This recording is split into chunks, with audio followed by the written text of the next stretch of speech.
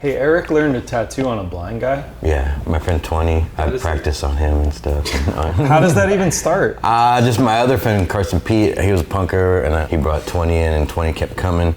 I was like, oh, 20, you want a tattoo? He's like, yeah. And 20 was like, fuck it, I can't see anyway. Oh, he's stoked. Is there parts where you're like, oh, fuck? Well, I don't think he remembers, but sometimes we'd like change out. Like I'd be tattooing and then somebody would come over and finish like the tattoo and like I'd stand there. We used to do that. We had a kid at the skate shop who was colorblind, so when we'd have like purple Spitfires that wouldn't sell, he'd be like, can you hook me up with a deal? And I'm like, you could have these ones. And then he'd come back a week later, he'd be like, my friends told me you sold me purple wheels.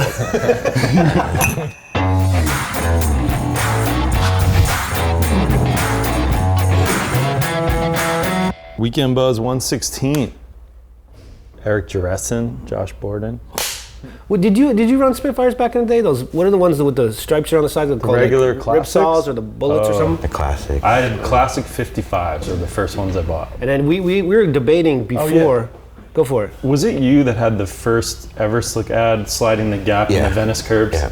I couldn't find that anywhere, and I swore it was you. Yeah, we're just doing it. I was trying to do both gaps, and that day, like we ran out of film, and I only got the. Oh, like both gaps in one slide? I only got the first gap out. But that was like a really cool, like you got to introduce a technology to the entire industry. Yeah, that was rad. Like Tim Permarta up at Santa Cruz, and he came up with this stuff, and then got to ride it, and I really liked it a lot. I was super excited. I was like, I gotta get this ad out before anybody, because I knew like other companies were gonna do it.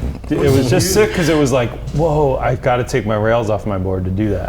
I need I hope this. they bring it back.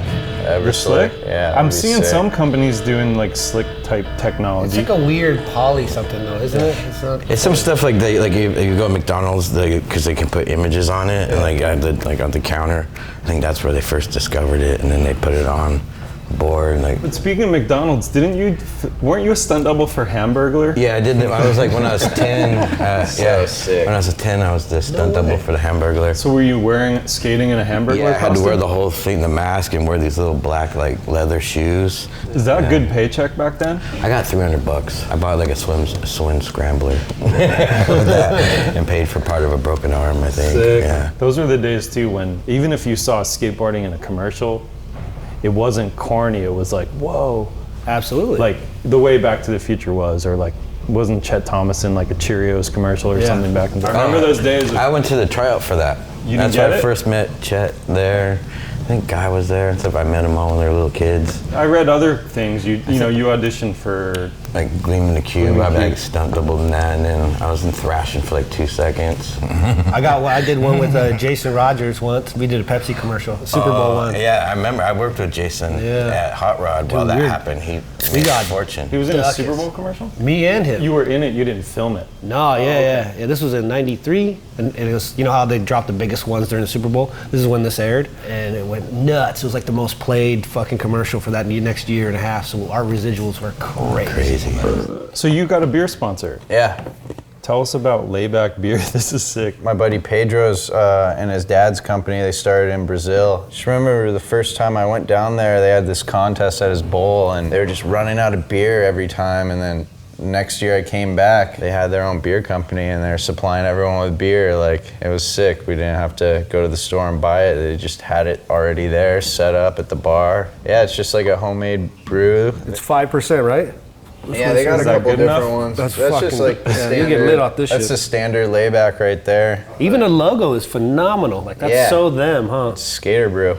You still live at home too, huh? You're like the richest dude in this room right now. What do you mean it sucks? You're probably sitting on a savings account that's through this roof. I mean, it's awesome in the fact that like I got a vert ramp and my parents support me and stuff, but the only reason I'm still at home is because I'm not really at home that much to pay for a place, or like it would just be me throwing money away, because I've probably been home for like 3 months out of this year so far. Making a plan to move out with my girlfriend at the end of the year. So whoa, big plans. Can we talk about this first? Hold on. You better simmer down. Nah. How long have you been dating her? Off and on 8 years. So oh, okay. It's been a while. Right. No, she's a good girl, right. so it's not someone you just met. All right, cool. Not even. Yeah. I think Scared me you met her. I have met her at your house. But she's sweet. Yeah, real good. Yeah, I'm stoked. But with that ramp, why would you ever leave your parents' house? I don't want to leave. That thing's awesome. Skate that thing all day long. Got a jacuzzi, got a little pool, and a vert ramp. Have you seen his vert ramp? It's like the most epic one ever? Dude, my parents are awesome. It's not on roosters. steroids. It's like a fun one. Yeah, we got fresh chicken eggs.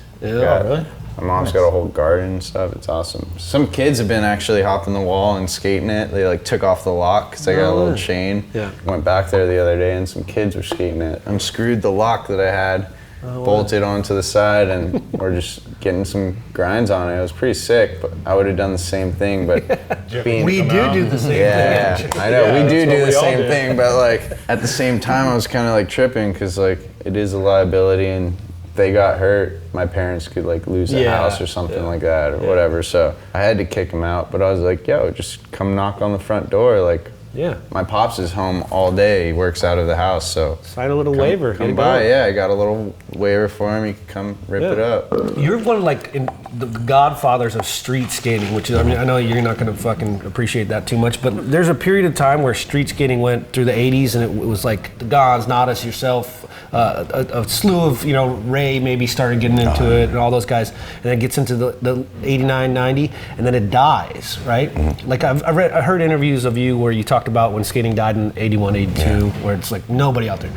But for me, 90, 91, we would go out and skate and we wouldn't see anyone at all out there. What was street skating like for you during that period of time? Was it like lonely out there? Or like, I don't know, because I'm in LA, so there's Yeah. always people to skate with. but and we stuff. would take trips from here and go to LA, and we'd skate all around downtown LA, the Bank of America Yeah, building. it was all like, that. yeah, it was you would ghost see town. no one. Yeah. You know? But I was just thinking back then, it was like Frisco was the place to be. So everybody was in Frisco and Right. shit. And then all of a sudden everyone moved to LA. I just really skate with my friends a lot. Those Yeah. like my local friends, Santa Monica.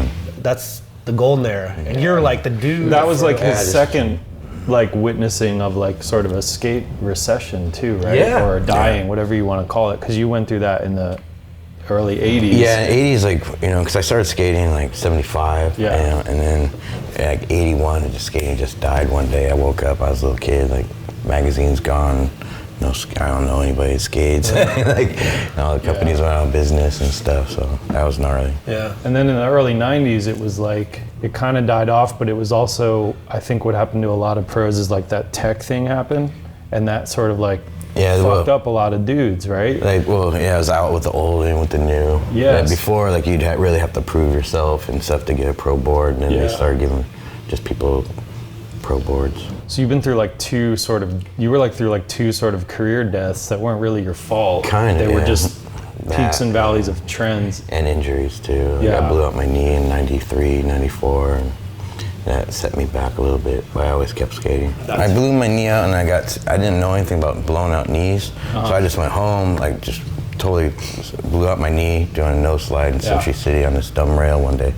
And then I just stayed in bed and thinking it was gonna heal up, and started drinking. And like, you know, living in LA, like I grew up there, I know everybody, so started going out at night and partying and stuff. And Yeah. yeah. Well, like where I'm going with this is like, I guess when someone gets into that position, you're sort of you're substituting, or you're coping, or you're Yeah, or and then like, the lack of distracting. like adrenaline, kind of like, because Yeah. I would go skate every day and skate my ass off, and then all of a sudden I can't skate, and then you party a little bit and you get that, you know, rush and Yeah. stuff, and then it's just so easy to fall into.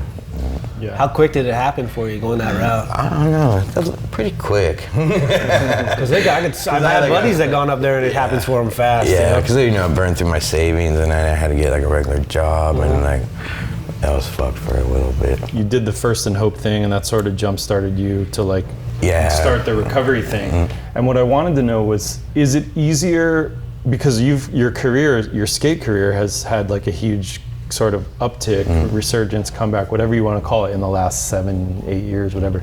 Does that like sort of renewed success and like happiness that you're skating again make it easier to stay clean? Oh yeah, definitely. Because you're not I wouldn't be here substituting. right now if I wouldn't have like cleaned up my act, you know. Yeah. And I'm super grateful and stuff, and I've been having like the best time. It's almost surreal, like right now sitting here watching Tony ride, and we're here hanging out with you guys. It's so rad that, you know, every day is like awesome. It's funny. Yeah. Like, lately it's been like the last few months been crazy. Like one day I'll be skating with Brad Bowman, next day I'm skating with like Anthony and Guy, and then the next day I'm like just a trip. Well, it's interesting because just watching the Epic later, or even like watching your career trajectory, it's kind of like there's no guy that deserves maybe it's a third chance, or there's no guy that deserves. I don't even what look he at it has as chances well, though. not Like, a chance, yeah. But I'm with it's you the wrong on word. that, yeah. But there's no guy that deserves that more than him. Like he's been skating for 5 decades. Yeah, and he's added so much to it that So it's like it fucking makes me crazy. happy when I watched Epically Later. It made me happy that you have this point in your career now where you're like doing all this stuff. Yeah, just like the day I cleaned up, I had goals still, so I was like just, started trying to get those and just worked real hard at it. And so before I just go to ASR or Agenda and get shit faced and like, why does my career suck, and then now I work for it, and got stuff. Now it's like my career's never been better. That's out of amazing. all these years. You find it easy to stay good though now? Like, Oh yeah. you surround yourself by people doing stuff. The only Right? problem I have is food. That's all I think. I just think about. I just think about skateboarding and food. Like, man, What's your go-to? double chili cheeseburgers.